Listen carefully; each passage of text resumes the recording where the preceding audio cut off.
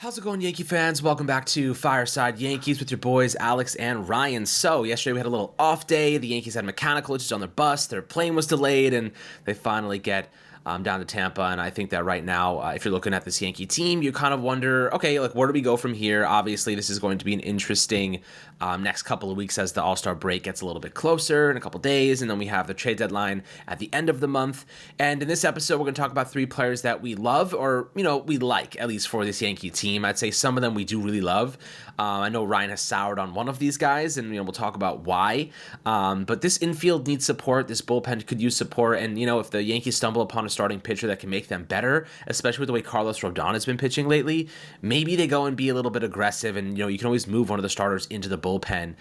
Worst case scenario, you have a lot of depth there. It's not a bad thing to have, especially because the Yankees have been injury prone at the starting pitching spot over the last couple of years. So Ryan, before we dive into, we'll start with the infielder. We'll start with the guy that you are a little bit on the fence about and why you're on the fence about him. Before we do so, how you do today, my friend?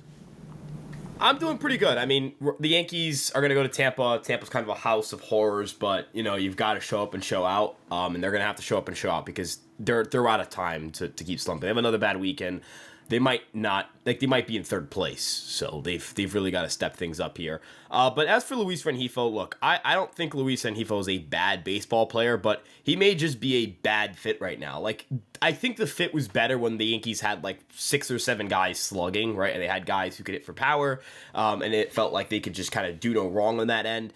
That hasn't been the case. A lot of guys have lost their slugging production, and I think Rengifo would just... Not saying he would make the situation worse, but I don't think he's making the situation better.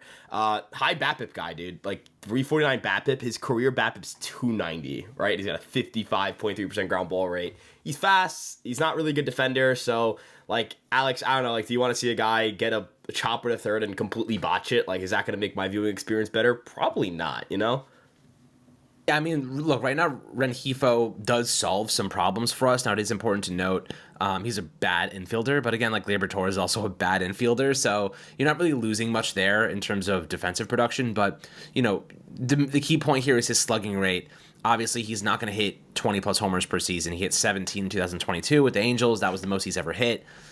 He's a high batting average guy having a career year, but he has had a WRC plus over 100 for 3 straight seasons, 126 this year. So he's going to cost a lot, right? He's going to cost you a pretty penny, and you get one more year of control in 2025 before he's a free agent in 2026. So, what is that worth to you? What kind of package would you give up for him? But at the same time, this team kind of needs a leadoff hitter. You know what I mean? And I feel like Luis Rengifo, you just want a guy that's going to make contact, get on base, and he does that pretty well, right? 358 OBP, historically speaking, he could regress. He was at 339 last year, 294 the year before that. So this is definitely a career year for multiple areas when it comes to Luis Rengifo. I am afraid, for one thing, him regressing to the mean, his career averages, the second half of this season, and being a Yankee is no easy feat. If he starts to struggle and the noise here is like no other, can he survive that? You know what I mean? Can he survive it? When you're in Los Angeles, nobody gives a crap. The media's not ripping him apart for a bad day. But here, if he goes through 3 games where he's not playing well, and the Yankees are like, oh, did we mess up this trade? Now the noise, the boos, it's a different type of environment. Do you think he could survive? Do you think he will regress to the mean, or do you think this is a player that if you trade for, you're expecting to be this good the rest of the way? Yeah, so I mean, look, I'm just gonna put it out like this. His profile is kind of very similar to what Volpe's was for when he was kind of BABIPing his way to success, and we saw the fall off. I fear that it will look the exact same, if not worse, because Volpe can at least play great defense. He's a great defensive shortstop. He's always going to provide value because of how good he is defensively.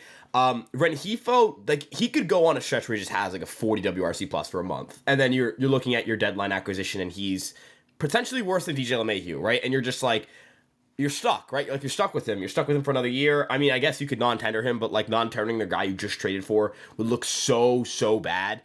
I want power. I need a guy who hits for power. I'm half of these guys just roll over every ball. Half of these guys present zero threat to a pitcher. If I'm a pitcher, dude, is Alex Verdugo scaring you right now? Are you scared of throwing him a dick high fastball? The dude doesn't hit anything. He doesn't mash. He's got the shortest porch in the world in right field. doesn't know how to hit the ball to right field, doesn't know how to pull the ball to right field. It's incredible. I don't want another hitter like that. And look, 301 xWOBA, 351 regular WOBA. That screams regression, right? Like, even a 349 BABIP, you can BABIP your way if, you got some speed or whatever. His career BABIP's 290. He's not a BABIP guy. Even last year, 293. And last year was a good year at the plate. Last year's Luis Rengifo, I would be all in on. This year's Luis Rengifo, I think he's made the wrong changes. I think he's killed his game power for contact, and I don't think it's going to work the way he wants it to. And Alex, again, I just fear he comes over here and the numbers are going to... It's number correction, right? He falls to where he should fall, which is a 301 WOBA, which is a 95 WRC plus hitter. And I don't want another 95 WRC plus hitter. I want a stud. I want a star. And Luis Rengifo doesn't scream stud or star to me right now. Well, I guess we've talked our way out of Luis Rengifo in this episode. It's supposed to be why we should get him, but now I guess we decided why we shouldn't get him. So that took an interesting turn. But you know what? It is important to go through the due diligence of each individual player and why they could fail or why they could succeed. I think that's kind of important to the context. Of course, all of us we want this guy, we want that guy. But then you look into the actual underlying metrics and you say to yourself, well, will he regress? Will he get better? Will he get worse? And, looking at kind of the situation at hand, I do think the Yankees need an infielder. I know the other two guys on this list are pitchers, but Ryan, is there any other infielder that sparks your interest? Because right now, I don't think that we can survive with DJ LeMahieu playing third base every day.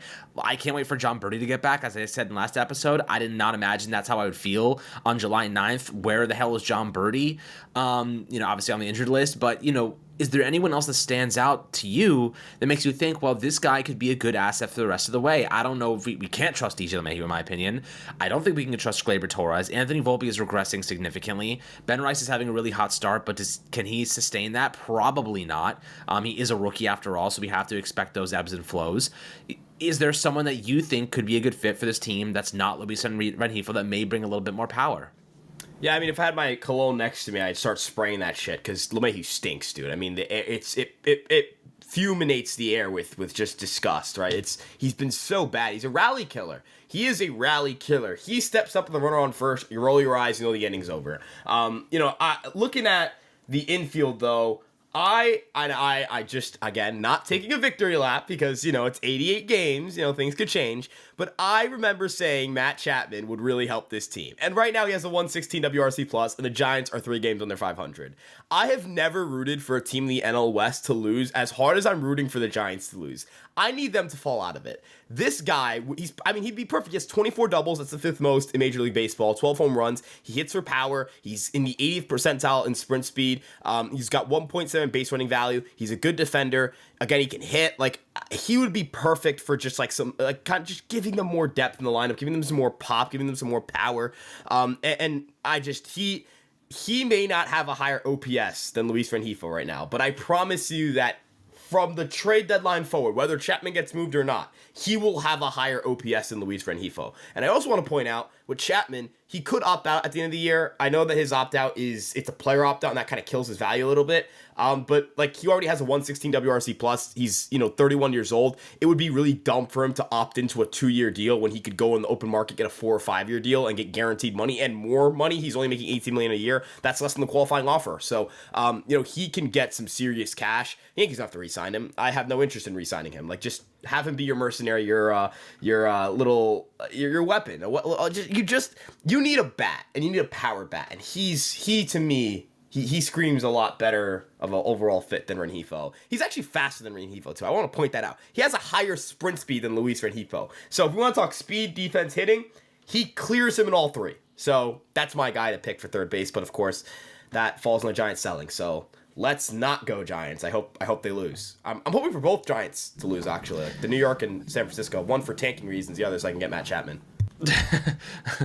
Carson Beck season, I guess, for the New York Giants. Carson Beck, please save us. Yeah, well, another discussion there. But yeah, no, I totally feel you. When it comes to some of these teams that ahead of the deadline, you want them to lose because you want them to fire sell. And, another player on that list is Nathan Eovaldi of the Texas Rangers. Now, Bob Nightingale of the USA Today said, well, it looks like they may be fire selling some of their pitching. Max Scherzer, David Robertson, Nathan Eovaldi. And Eovaldi is the next player on the list as a potential starter for this team. Now, he has a 2025 vesting option. I think this is his last year as a free agent. Is he... Okay, so he's pitched 87 innings for Texas this year. 3.10 ERA, really, really good player. This is a guy that's been solid for a long time. He's had some years where he's hovered around 3.8 ERAs, but still effective. He's pitched 100 innings straight in 3 consecutive years, so going on 4. Why does he stand out to you? Velocity looks pretty decent. I mean, it looks decent enough. He used to be around 97, 98. Now he's about 95, closer to 96. So, the velocity has dropped off a bit with age, but he's still very effective. He doesn't walk many batters. He doesn't give up many home runs. Decent ground ball percentages. Good left on base rates. His strikeouts have never been like a marquee, thing for him, but he's better than Carlos Rodon. So if you're looking at a potential arm, how much do you think it costs to get a guy like Nathan Eovaldi? What do you have to give up for a rental like this? And do you think that this is a player you'd be thinking about, bringing into the Yankees to help reinforce the starting rotation? What do you do in the rotation when Clark Schmidt comes back? You got Cody Poteet. You got to move someone out of the rotation now. Maybe this is the way to solve the bullpen. Maybe you don't need to go get an actual bullpen arm. Maybe you just have a bunch of starters filling in the bullpen and like really supporting that. And then, if any injuries pop up, you have them available to kind of slot back into the regular roles. Do you think that is somewhat of a solution for this team? And why does Nathan Eovaldi maybe fit into the equation here? Yeah, I mean, I've seen a lot of people say, like, oh, you're getting a guy who has had better days. Like, no, he's actually never had a lower adjusted ERA than he's had this year. Like, he's having the best year of his career in terms of run prevention. So, like, miss me with the nonsense of people saying, like, oh, you're getting a guy past his prime, this and that. No, he's literally having the best year of his career. He misses bats, 24.6% strikeout rate. He gets balls on the ground, 48.7% of ground ball rate. No diddy. He's done a really good job of just being a good pitcher, right? Like, he's a really good pitcher. Postseason proven. He's got 2 different playoff runs where he's basically guided his team to the World Series and won it with Boston, unfortunately, and then in 2023 with the Rangers. That was last year. Alex, I don't know about you, man, but I do not trust Rodon in the postseason at all. Like, he has to really go on a tear for me to change my mind. I'm kind of out on that. Not saying he sucks, just saying in the postseason, I'm a little concerned of my starter potentially getting like 3 or 4 home runs. Nestor, I feel good about. Heel, I feel good about. Cole, I feel good about. I know the ERA isn't there, but I feel good about Cole. It's 3 starters right there. Schmidt, I feel pretty good about Schmidt, but maybe move one of these guys to the bullpen. But I want another starter. Like, I want another starter. I need another guy who can throw at the top of my rotation and give me just some more insurance. So, Alex, kind of just to spin this back to you like this. The Yankees, it feels like their pitching has really let them down this slump, right? Like, how many games has it been like either the starters or the bullpen, either they take you out of a game or they blow the lead, right? Like, it's mind-numbing, dude. Like, it's like these guys, like, it's like meatball central here. The Yankees are serving up, number 5s, 2 cheeseburgers, some fries, and a Coke to these hitters, man. Like, I don't know what's going on, dude. I don't. But a lot of these guys, Stroman, I didn't even mention Stroman. I don't trust him either in the playoffs right now. He walks everybody and then gives up dongs. Like, it's a bad mix, Alex. Usually you don't want to walk people and give up home runs. That doesn't end well for you. No, it does not. And yeah, Stroman, I mean, look, usually he's really good first half of the year, then he kind of falls off second half of the year. So we'll see how he continues to progress here. But, Eovaldi having a great season. And look, the Yankees can't have enough talent this year. I think that's really where we look. If you're thinking about this Yankee team, what usually lets us down? There's 2 things in the playoffs: our starting pitching and our offense, right? This team, in my opinion, before the pitching even comes around as the primary focus, if Cashman finds a good deal, sure, I go out and do it. But finding a good hitter that can potentially lead off for this team should be the priority, in my opinion. Anthony Volpe, love the guy, long-term future, very high on him. But he's still going through some struggles as a young player. He's still, having those inconsistencies. The Yankees need another, consistent threat, in my opinion, at the top half of this order. But they also need another consistent threat at the bottom half of this order. The bottom half is a complete joke right now. So, you get Stanton back, maybe, and the fact that John Birdie's an upgrade at this point is wow, okay, that's where we're at right now. But I actually wish to God John Birdie was healthy. Good base runner, speedy, can steal a bag, has a good batting average. average. Like, honestly, that's more than you can ask from DJ LeMahieu. So, looking forward to his eventual return. Who's faster, LeMahieu or Stanton at this point? It's that's not a race I want to watch. I would want to watch that race, number one, and number two, I'd want to bet on that race. I think I'd actually be willing to bet that offensive linemen would run faster 40s than those two. Well, LeMahieu's just getting into gear, right? He's just trying to get into running form. Yeah. Oh, he's hustling. My man's in slow motion. My man's in quicksand. Hey, guys. Everyone says he's hustling. Remember, it's right in front of us, all right? It's right in front of us. This race is right in front of me. It's right in front physically of us. It is, but like it's actually it's not actually if you think about how bad this team has been performing.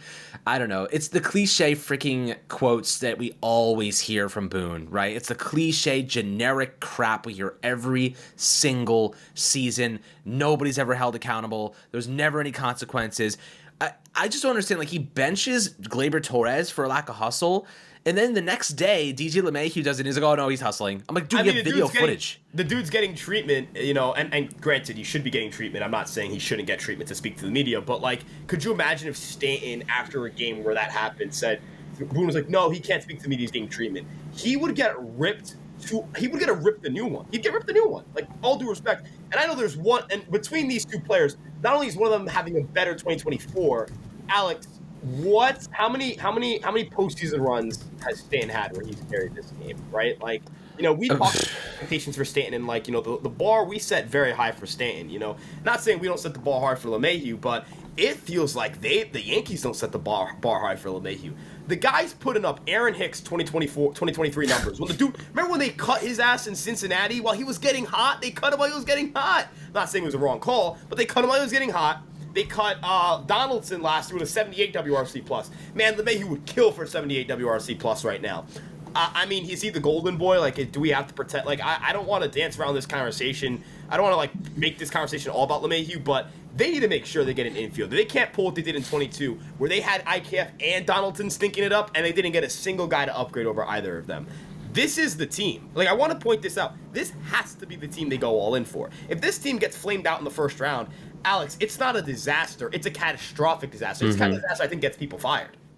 Yeah, I mean, look, DJ LeMahieu, Aaron Hicks is playing better than DJ because he's not playing at all. That's the point where we're at. Like, the guy is not playing at all, and that is better value than DJ LeMahieu playing right now. I mean, defensively, sure, fantastic player. But the offensive liability that he has become is a detriment to this team. The ground balls, the double plays, even the balls he gets out of the infield are barely getting out of the infield. They're just in the right spots. He's getting lucky at a lot of times, and the power's gone. He can't hit home runs. He has 3 extra base hits in his last 120 plate appearances. It is becoming a problem. Not becoming. It is a problem. And I think that we call him a 2. Too slow and too feeble. He's a 2. Yeah. He's a 2. He's an absolute 2. You see him at the bar and you're like, oh God, Jesus Christmas. It's not good. It's a tall dude too. It's like he's a small guy. He's like 6'5", dude. Like, come on, like just drive the ball. Come on. We're not asking for much from LeMahieu. I don't think either of us were asking for All-Star. We're like 100 WRC plus, 90 WRC plus. He's been awful, man. Like, they have to get an infielder. And then you know what his launch angle is? This will be this. It's -1. Oh my God. It's -1.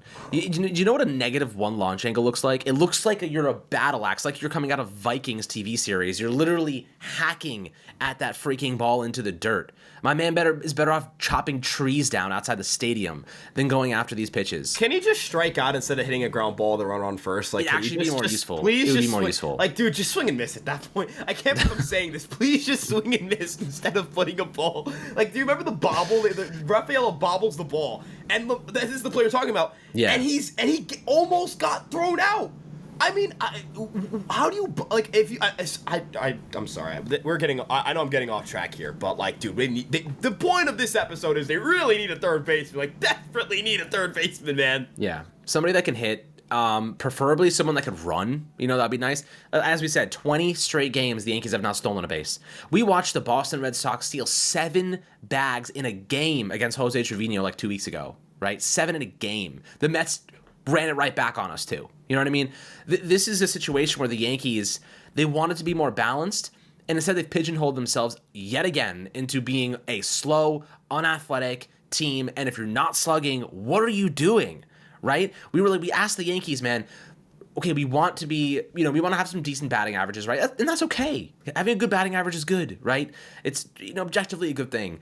But you can't be one or the other, and you can't just be like, they want to be balanced, but instead of being balanced, they've become a team that leans on, I don't even know what they're leaning on anymore. Like it was supposed to be like, okay, you can hit for contact, you can hit for slugging, you can do all these things, but now it's just a team that can't really hit for contact, and they're not slugging, right? So the guys who are supposed to be hitting for contact, like Volpe, DJ LeMahieu, even Gleyber Torres, these guys are not hitting at all, right? They're not hitting. Alex Verdugo's never been a slugger. He's on pace to hit career high in homers. Like when you think of the Dodgers, right? when you think of the Orioles, they just bomb you, right? They hit home runs 1 through 9, right? Red Sox, they run like crazy. What's the Yankees' identity? There is none. There really is no identity right now, and that's the problem. Is like this team has fallen off to agree they don't hit home runs, they don't hit for contact, they don't hit extra base hits. What are they really doing here? They're just out machines, and we need a player that has some athleticism, some production, a little bit of power. I mean, that's a lot to ask. It is certainly. But you can't do it all. Obviously, that would be like a star level player. I'm really curious to see what the Yankees do at the trade deadline, because look, if you're Brian Cashman and you're wasting another MVP season from Aaron Judge, Garrett Cole eventually will get back to his normal self. In my opinion, at least that's how I think and believe. Eventually, he'll work his way back up to normal. And then you have Juan Soto here, who you just traded a massive amount of capital for. If you don't go all in for it right now, and you have Judge in the middle of another MVP campaign, you're shooting yourself in the face. I don't think we can ever forgive Cashman for if he doesn't make a big move at the deadline. He's got to make a couple, right? I know a couple years ago he went out and got guys like, Frankie Montas, all these things, whatever. This is the chance to do it. And the problem with that, Ryan, is he might have to trade a really good prospect for this, right? Is there a world where like he thinks about moving a guy like Spencer Jones for like a proven commodity, like a really good player that's a couple years of control? Do you think there's a world where he's like, you know what, we just have to do this because we need to win this year? Like, we have to make a deeper push. We can't do the same thing over and over again. The Yankees face the same problems every single year, and it's like clockwork. We've seen this story unfold before, right? We've seen this entire thing: lack of hustle, lack of confidence, collapses, pitching collapses, regression. We've seen this happen 100,000 times. It's like reliving the same moment every single freaking year. Why is that happening? Right? Why is that happening?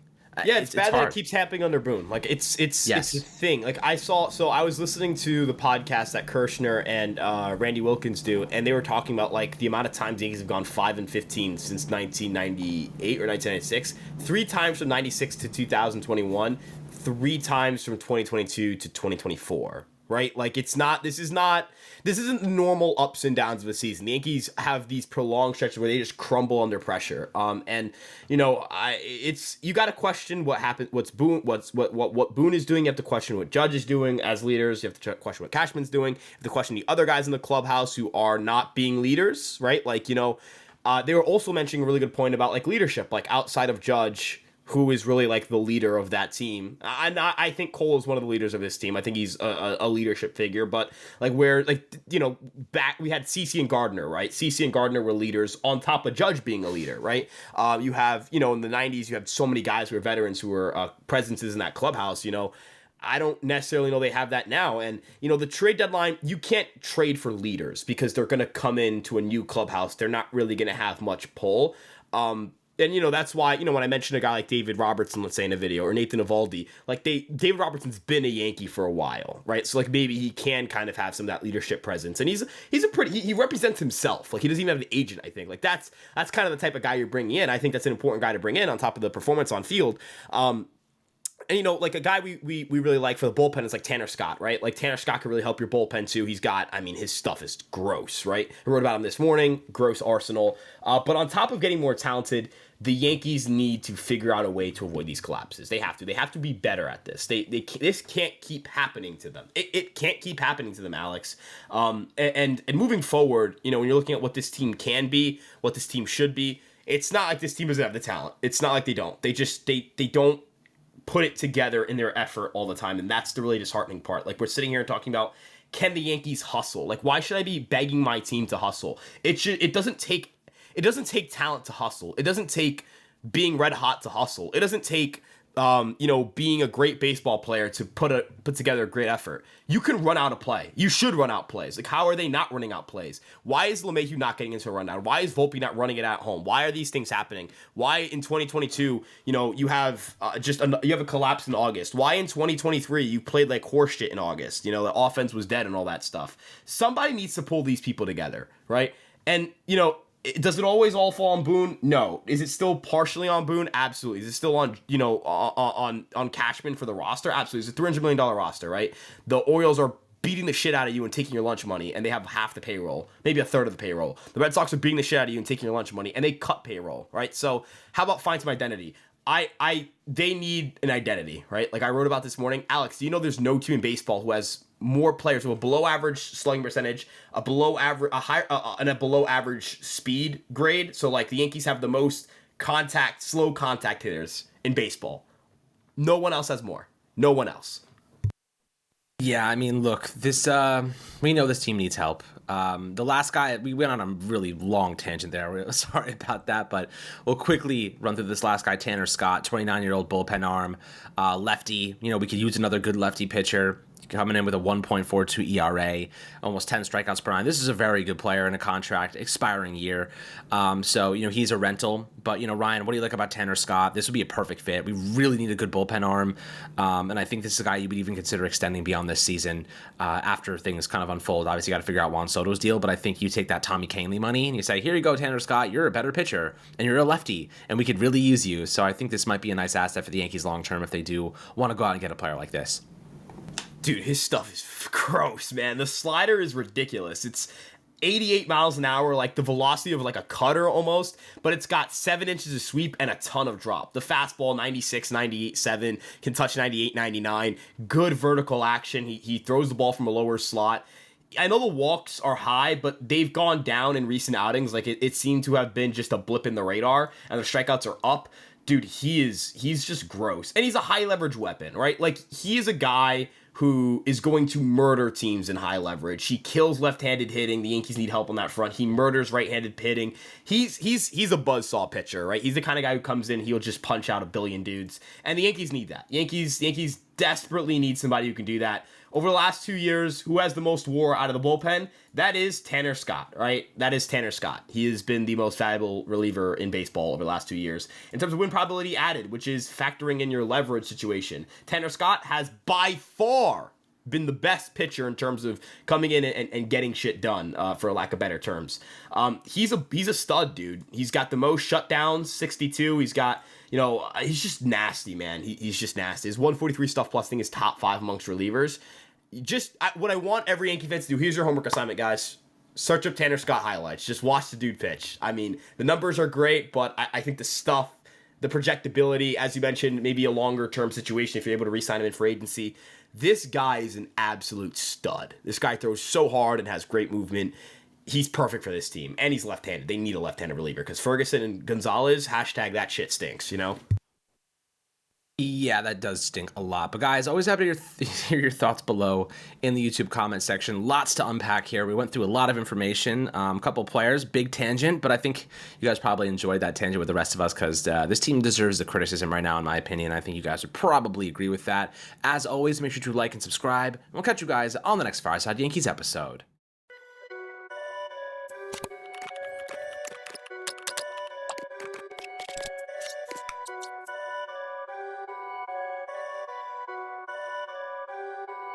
Perfect.